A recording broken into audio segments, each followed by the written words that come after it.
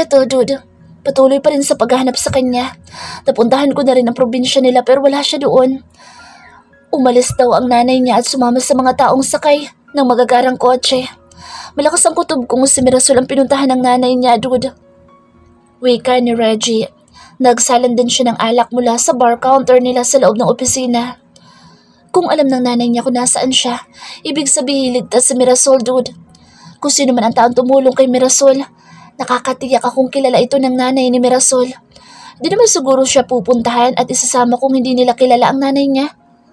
Sagot ni Henry. Napapitik din ito ng daliri sa kamay dahil sa naisip.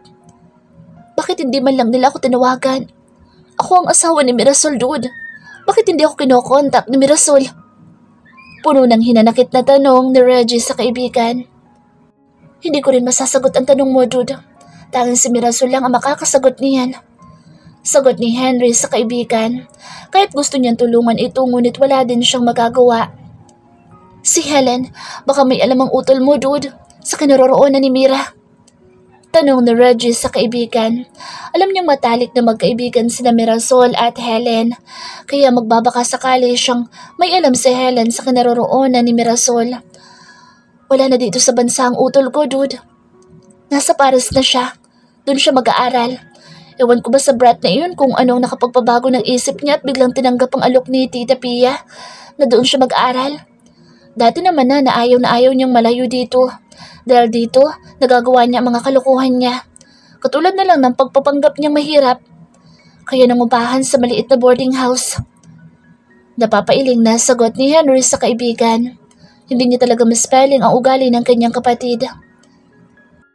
Kailan pa siya umalis? Nagtatakang tanong ni Reggie sa kaibigan. Mahigit 1 linggo pa lang, dude. Hindi ko nga alam kung nalaman niya ang nangyari sa kanyang kaibigan. Dahil magmula ng pakasalan mo at iuwi mo si Mirasol ay umalis na rin siya sa boarding house nila. Sagot nito dahil nagpasundo pa si Helen sa kanya ng gabing iyon at nagpahatid sa kanilang bahay. Muling uminom si Reggie ng alak dahil lalong sumasakit ang dibdib niya. Lahat na lang na naiisip niyang pwedeng mapagtanungan sa kinaroroonan ni Mirasol ay wala. Bakit ba napakalupit sa akin ng Diyos? Ayaw niya ba akong maging masaya? Ito ba ang karma ko sa lahat ng mga ginawa ko noon? Dude, pakasalanan ba talaga ako at kailangan akong pahirapan ng ganito ng Diyos? Lahat na lang nawala sa akin. Magulang, trabaho, pera, kondo, sasakyan, pati asawa ko ay nilayo din niya. Bakit ako pinaparusahan ng ganito? Nagmahal lang naman ako, dude. Bakit? Umiiyak na tanong ni Reggie sa kaibigan. Hindi na rin niya napigilan ang kanyang sarili na sisiyan ang Diyos sa lahat ng mga nagaganap sa buhay niya. 3 months later, Paris, France. Babe, tingnan mo itong shawl. Ang ganda, di ba? Bagay ito sa mommy mo. Bili natin para may pasalubong tayo sa kanya. Tuwang-tuwa si Helen na minamasdan ng shawl na nakita niya. Maganda ang tela nito at makapal din. Bagay sa malamig na panahon ng Paris. Sige babe, bili natin. Sang-ayon naman ni Eric. Ikaw babe, pumili ka na rin ng sayo. Wika niya kay Helen. Marami na ako nito babe. Ang kapatid mo na lang bilhan natin. Sagot ni Helen. Siguradong matutuwa ang kapatid mo sa shawl na ito, babe. Mahilig yun sa pink, kaya sure akong isa ito sa magiging favorite niya. Malawak ang ngiting wika ni Helen. Nay, umiiyak na naman kayo. Huwag ka na pong umiyak, Nay. Baka kayo naman ang magkasakit. Wika ni Eric sa kanyang ina. Nadatnan nila itong umiiyak habang hawak ang kamay ng kanyang kapatid na nakahiga sa hospital bed. Napakarami ding mga tubo na nakakabit sa katawan nito at meron din siyang life support.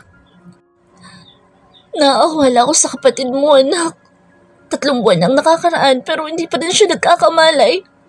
Magaling na rin ang lahat ng natamo niya sugat noon pero bakit hindi pa rin siya gumigising? Umiiyak na niyakap ni Jane ang isa pa nitong anak. Halos panghinaan na rin siya ng loob dahil sa pinsalang nangyari sa kanyang anak mula sa isang aksidente. Gigising din ang kapatid ko, Nay. Gigising din sa Mirasol.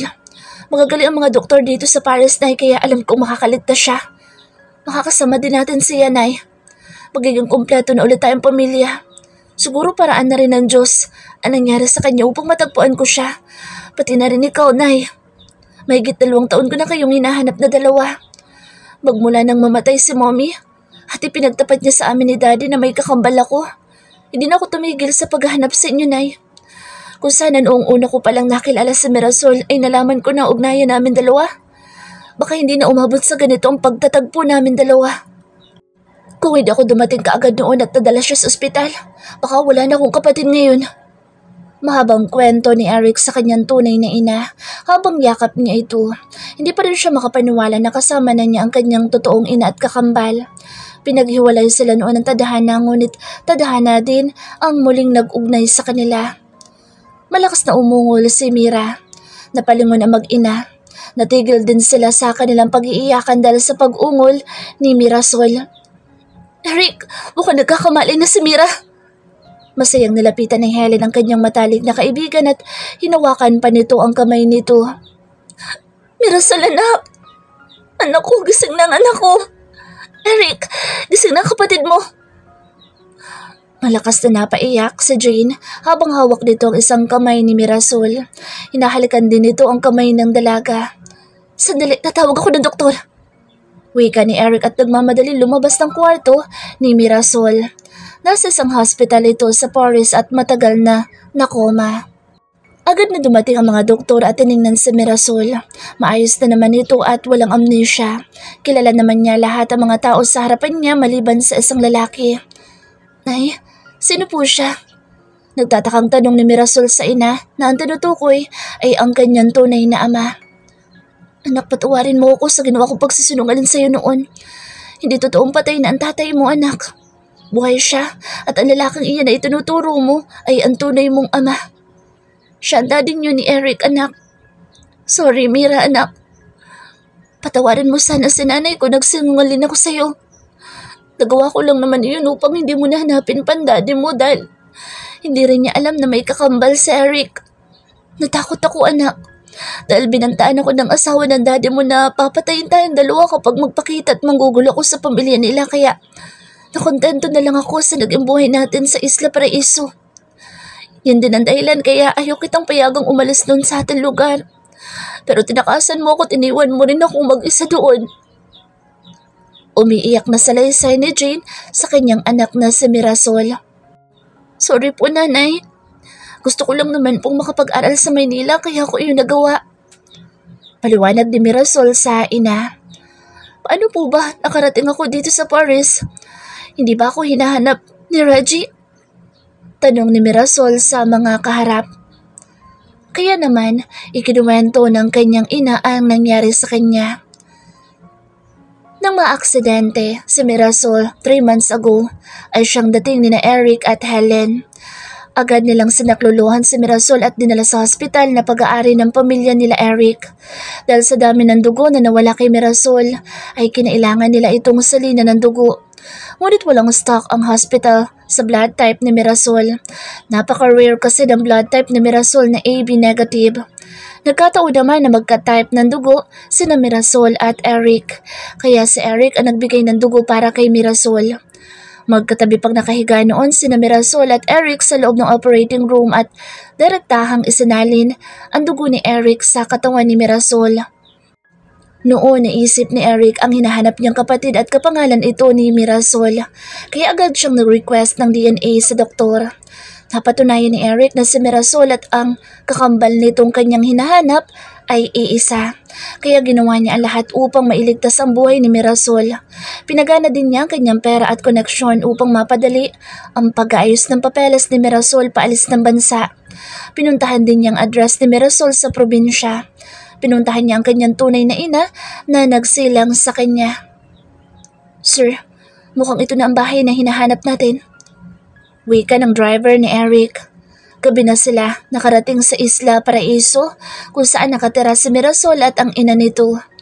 Mag-isang naghahapunan si Jane sa kanyang bahay. Malungkot siyang kumakain dahil sa pangungulila nito sa kanyang anak. Nasasabik na rin siyang makita ang kanyang anak na si Mirasol. Ngunit ayaw niya itong puntahan sa Maynila at dalawin dahil masasaktan lamang siya kapag babalik na naman siya ng kanilang probinsya. Kahit noong sunbreak ni Mirasol ay hindi rin niya ito pinauwi dahil baka pag nakita na niya ulit ang kanyang anak ay hindi na niya ito payagan na makaalis pa. Magkakasunod na katok sa pintuan nagpabalik sa realidad kay Jane. Mabilis niyang pinahid ang kanyang luha saka tumayo sa kanyang upuan. Agad na binuksan ni Jane ang pinto ng kanyang bahay at bumungad sa kanya ang isang napakagwapong binata na ngayon lang niya nakita. Ngunit ramdam ni Jane ang malakas na kaba sa kanyang puso na parang gustong kumuwala ito sa loob at tumalon sa hindi niya malamang dahilan. Mommy! Biglang pagtawag sa kanya ng binata. Mapula din ang mga mata nito at nagbabadya ang masaganang luha na gustong kumuwala sa kanyang mga mata. Titig na titig ito sa mukha ni Jane at parang pinipigilan ang bugso ng kanyang damdamin. Nagulat naman si Jane dahil sa pagtawag sa kanya ng binata ng mommy. Ngunit nag-uumapaw naman sa saya ang kanyang puso dahil sa kanyang narinig. Mommy! Pag-ulit na tawag sa kanya ng binata. Kaya naipiling ni Jane ang kanyang ulo dahil nakatulala na pala siya na nakatingin sa mukha ng binata. Hanggang sa magulat na lang si Jane nang bigla siyang yakapin ng binata ng napakahigpit. Mami ko, ako po ito ang anak mo, ang kakambal ni Mirasol. Umiiyak na wika ng binata habang mahigpit na yakap ang kanyang tunay na ina. Michael? Ikaw na ba si Michael? Nauutal na tanong ni Jane sa binata. Opo, Mommy. Ako po si Michael pero pinalitan ni Mommy ang pangalan ko. Eric. Eric Del Rio na po ang pangalan ko, Mommy. Wika ni Eric sa tunay na ina. Anak! Ang anak ko! Umiiyak na niyakap ng mahigpit ni Jane ang kanyang anak. Sobrang sabik na sabik siya sa kanyang panganay na kambal. Isang araw lang niya itong nakasama noong ipinanganak niya si Eric dahil kinuha na ito ni Natasha Del Rio at dinala sa France. Mommy, kailangan niyo sumama sa amin ngayon. Kailangan ka ni Mirasol, Mommy. Kailangan ka ng kakambal ko. Umiiyak na wika ni Eric. Bakit? Ano nangyari sa kapatid mo? Naguguluhang tanong ni Jane sa kanyang anak. May bumangga sa kanya, Mommy. Nasa ICU siya ngayon at wala pa malay. Gusto ko pundalin si Mirasol sa Paris, Mommy. Doon natin siya ipapagamot. Ayoko mawala siya, Mommy. Please po. Sumama kayo sa akin ngayon. Pupunta tayo Maynila. Pakiusap ni Eric sa ina. Naku, Diyos ko. Tulungan mo po kami. Iligtas mo ang aking anak. Humahagulhol na wika ni Jane. Niyakap naman siya ni Eric at pinakalma. Pati si Helen na nanonood sa kanila ay naiiyak na din. Uwang-uwa siya sa mag-ina. Napakatagal na nagkawalay dahil sa malupit na tadhana. Mommy, magbihis ka na po, taalis na tayo. Pagmamadali ni Eric sa ina. Agad naman na kumilos si Jane. Nag-impake siya ng ilang mga gamit niya at kinuha din niya ang perang ipon niya at saka sila nagmadaling umalis. Dumaan lang siya sa kumarin niya upang iwanan ang susi ng bahay niya para ibigay sa kanyang ate Joy kapag umuwi na ito. Halos manlambot naman si Jane dahil sa mga narinig niya sinabi ni Eric. Habang lula ng sasakyan ay nagkukwento si Eric sa kanyang ina tungkol sa mga nangyari kay Mirasol sa Maynila. Pati na ang maagang pag-aasawa ni Mirasol ay sinabi din ni Eric. Hindi rin siya makapaniwalang hahanapin siya ng kanyang isang anak na napakatagal ng panahon na hindi na niya nakita. Magmula ng isilang niya ito at kinuha ni Natasha Del Rio. Dahil sa pangangailangan ng malaking halaga noon ni Jane upang ipagamot ang kanyang ama na noon ay may malubhang karamdaman. Pumayag si Jane na maging baby maker ng mag-asawang mayaman na kanyang pinaglilingkuran, kapalit ng napakalaking halaga na ibibigay sa kanya ni Natasha. Sa natural na paraan din nabuo sina Eric at Mirasol dahil isang buwan siyang nakisama sa ama nila, Mirasol at Eric na amo mismo ni Jane. Nang masiguro ni Natasha na buntis na si Jane, ay agad nitong pinaglayo sina Jane at ang asawa nito. Dinala ni Natasha ang kanyang asawa sa France at doon sila nanirahan. Naiwan si Jane sa pangangalaga ng doktor na nagpaanak sa kanya. Nang maipanganak, ni Jane ang kambal, ay agad na dumating si Natasha at kinuha ang mga bata, ngunit nagmakaawa si Jane na iwanan ng isa dahil hindi niya kakayanin na mawala silang pareho sa kanyang buhay. Pumayag naman si Natasha na iwanan ng babaeng sanggol kapalit ng pananahimik ni Jane. Tinakot din siya ni Natasha na kung magpapakita pa siyang muli sa asawa nito ay ipapapatay niya si Natasha kasama ng sanggol na babae. Kahit mahirap para kay Jane na mabuhay na malayo sa isa pa niyang anak, ay kinaya niya. Wala na naman na siyang pagpipilian ng panahon na iyon. Anong laban niya kay Natasha Del Rio na napakayaman at kayang-kaya siyang ipahanap kahit saan siyang magtago? Mumitahan na po. Namamaga na ang mga mata mo sa kaiiyak. Magpakatatag ka, Mom, dahil ngayon kahigit na kailangan ni Mirasol. Kapag naayos na ang mga kailangan yung dalawa ni Mirasol, ay aalis na agad tayo. Hindi pwede magtagal pa tayo dito sa Pilipinas. Lalo na ang kakambal ko. Dahil patuloy na hinahanap siya ni Reggie. Baka kung ano pa mangyari kay Mirasol dito.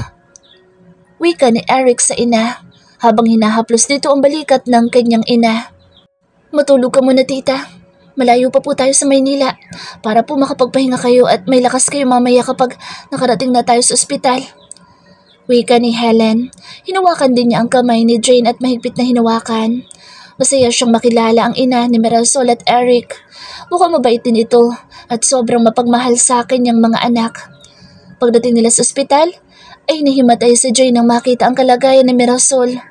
Hindi na tumatanggap ang nangyari sa kanyang pinakamamahal na anak.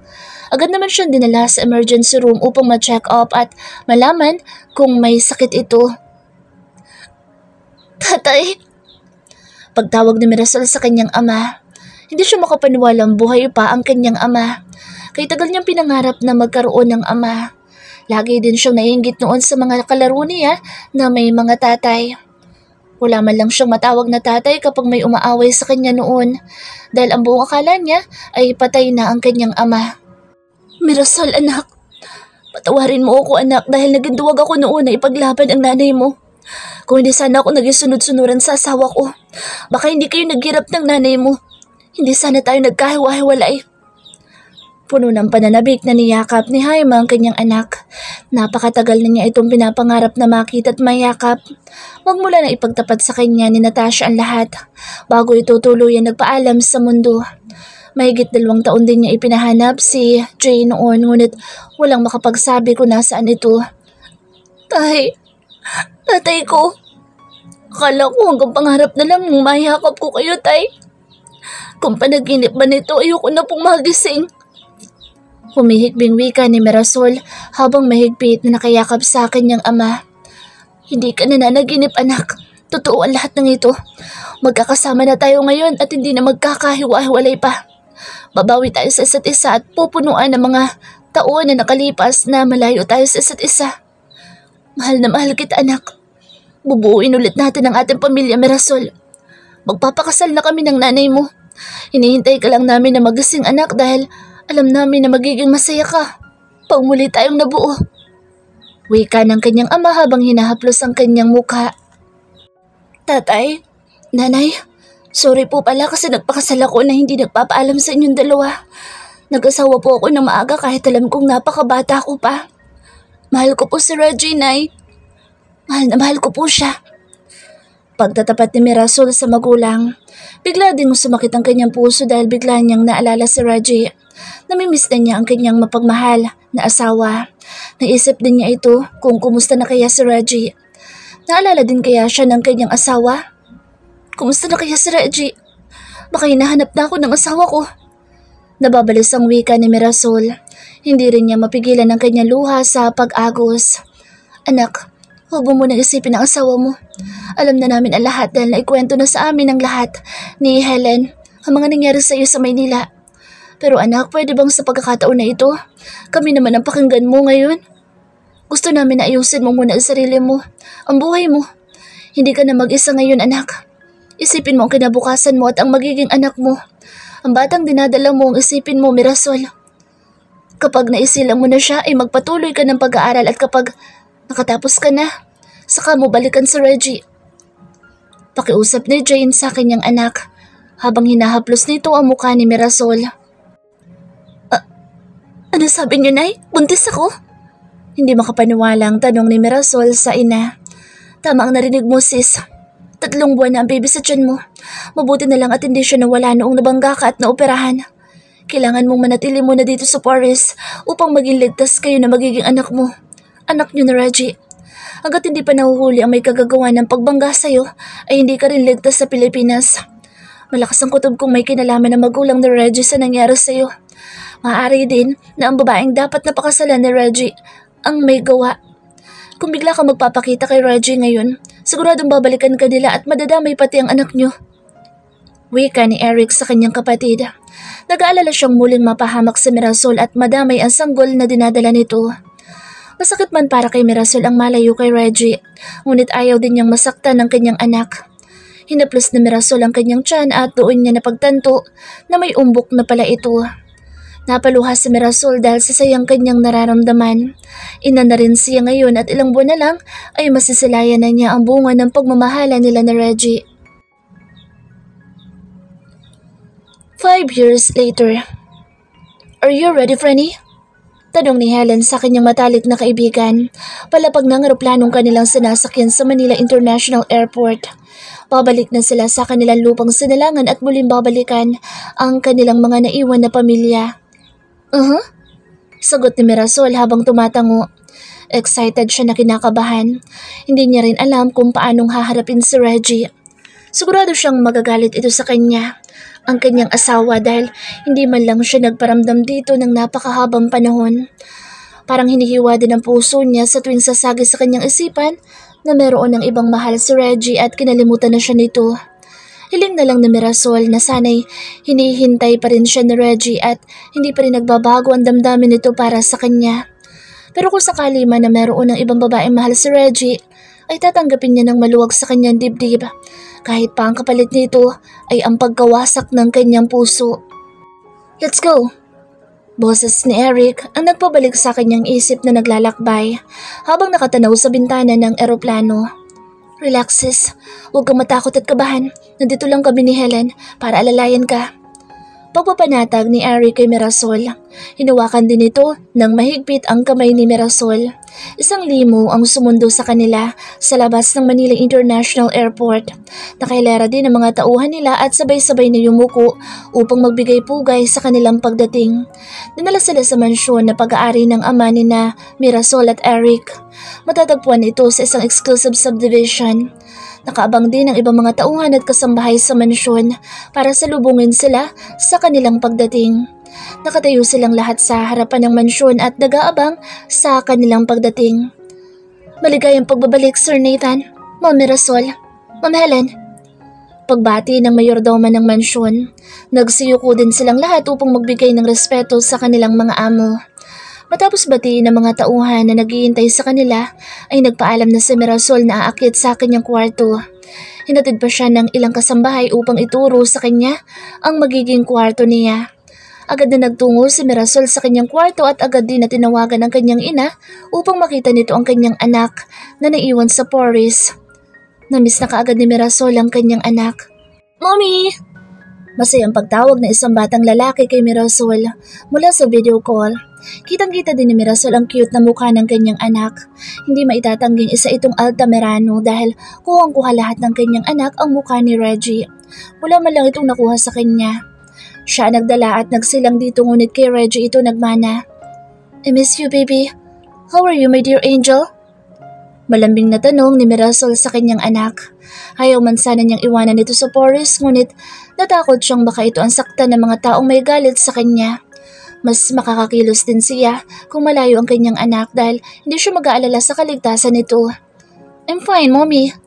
Grandpa taught me how to play golf earlier, Mommy. I know how to play golf now. Pagmamalaki ng kanyang anak. Really, you did? That's great, my angel. Papuri naman ni Mirasol sa kanyang anak. Mahal na mahal nilang lahat si Ricky. Lahat din ang gusto ng kanyang anak ay binibigay ng kanyang mga magulang at kapatid. Kaya naman, laging masaya ang bata dahil nasusunod lahat ang gusto niya. Mommy, have you met my daddy already? Is daddy looking for me, Mom? Tanong ni Ricky sa ina. Natigilan naman si Mirasol. Hindi niya inaasahan na magtatanong kaagad ang kanyang makulit na anak tungkol sa daddy nito. 4 na taon pa lang ito ngunit sobrang talino at madaldal din. No, we just arrived here in the Philippines. So daddy and I haven't met yet. Sagot ni Mirasol sa kanyang anak. Be nice there, baby, ha? Always listen to grandpa and grandma, okay? Bili ni Mirasol sa kanyang anak bago ito magpaalam.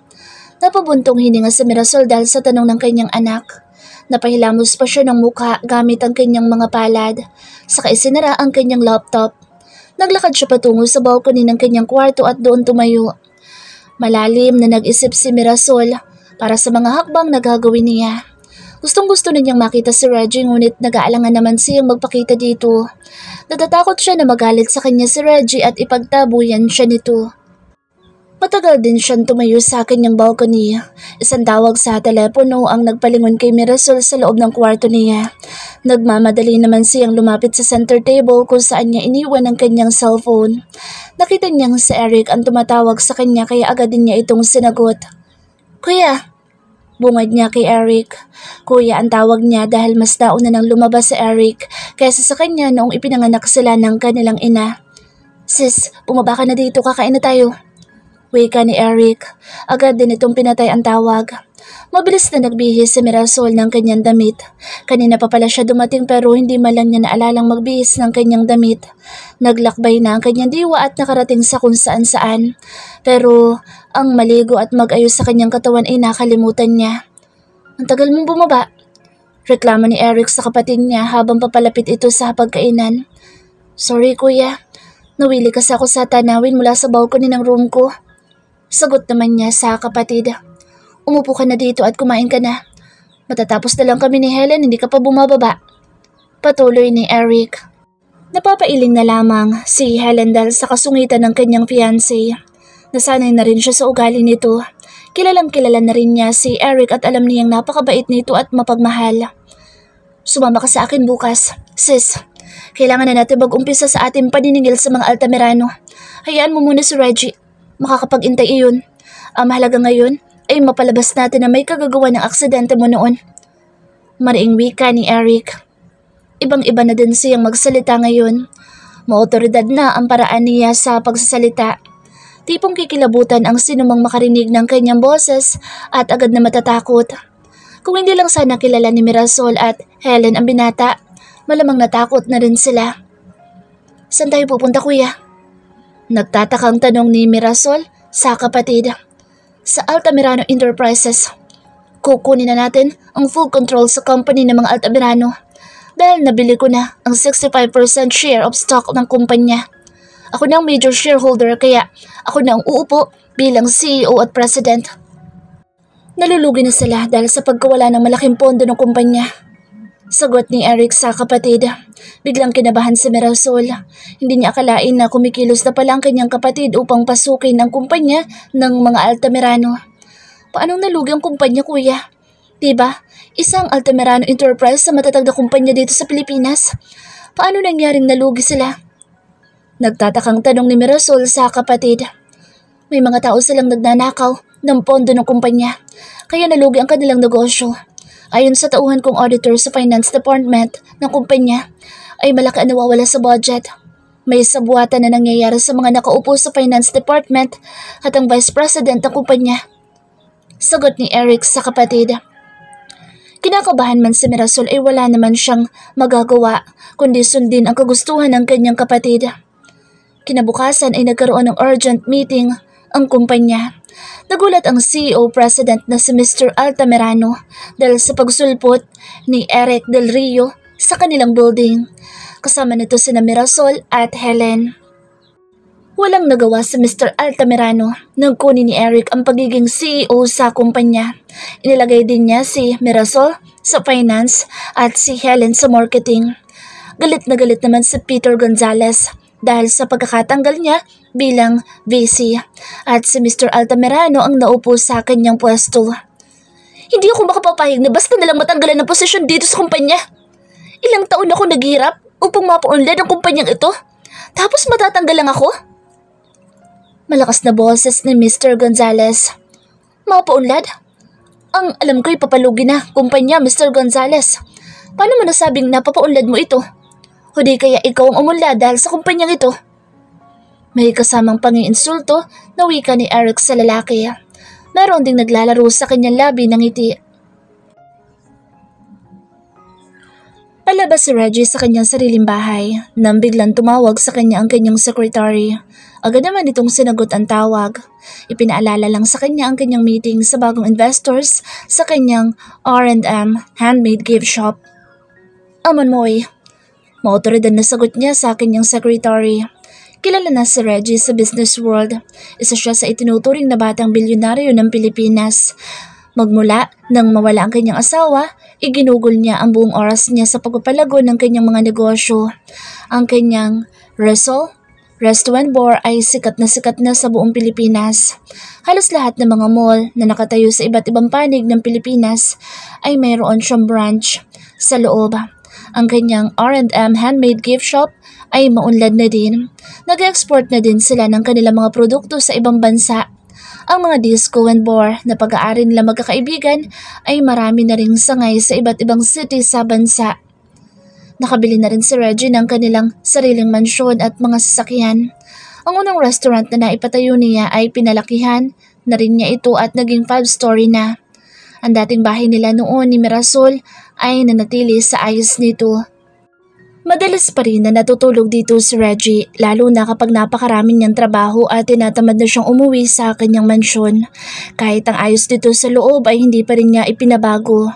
Dahil dito siya nagkakaroon ng kapayapaan kapag pagod na ang kanyang katawan. Ang alaala ng bahay nila ni Mirasol ay laging sariwa sa kanyang alaala. Pati ang mga gamit ni Mirasol ay nanatili sa kanilang cabinet.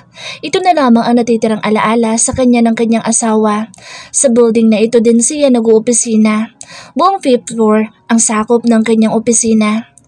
Tanghali na natapos ang meeting ni Reggie sa kanyang bagong investor. Agad naman silang nagkasundo ng kanyang kausap, kaya masaya si Mr. Sales sa pagtanggap ni Reggie sa kanyang business proposal. Sir, ibibigay ko lang itong invitation card sa inyo. Mamayang gabi na ang event na ito. Sir, lahat daw ng mga negosyante at kilalang personalidad ay dadalo sa party. Baka interesado kayong pumunta, sir. Magandang opportunity din ito upang mas makilala pa kayo sa business world. Wika ng secretary ni Reggie. Medyo nakayuko din ang babae dahil natatakot itong masigawan ng kanyang amo. Thank you, Miss Valdez. Makakaalis ka na. Malamig na wika ni Reggie sa babae na agad namang tumalikod. Agad na inilabas ni Reggie ang card mula sa sobre. Binasa niya ito at mamayang gabi na nga ito gaganapin. Sa isang sikat na hotel ito gaganapin at lahat din ng mga panauhin ay kailangang ipakita ang card na hawak niya upang makapasok sa loob. Kinagabihan ay agad na naghanda si Reggie para sa party na dadaluhan. Agad siyang naligo at isinuot ang kanyang bagong suit at bago tuluyang lumabas si Reggie ay muli pa niyang pinasadahan ng tingin ang kanyang kasuotan sa harapan ng salamin.